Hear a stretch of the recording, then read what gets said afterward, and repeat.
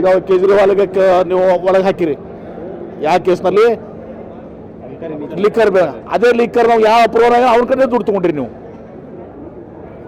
Sir ಈಗ ಮೈಸೂರಲ್ಲಿ ಅವ್ನ ಕಡೆ ದುಡ್ಡು ತೊಗೊಂಡ್ರಿ, ಅಪ್ರೂವಲ್ ಆದ್ಮೇಲೆ ದುಡ್ಡು ತೊಗೊಂಡಿದ್ದೀರಿ, ರೇಡ್ ಆದ್ಮೇಲೆ ದುಡ್ಡು ತೊಗೊಂಡ್ರಿ, ಕಾಂಟ್ರಾಕ್ಟ್ ಕೊಟ್ಟಾದ್ಮೇಲೆ ದುಡ್ಡು ತಿಂದಿರಿ. ಇದೆಲ್ಲ ಇದು ಫುಲ್ ತನಿಖೆ ಆಯ್ತಂದ್ರೆ ಭಾಳ ದೊಡ್ಡ ಪ್ರಮಾಣ ಇದಾಗ್ತದೆ.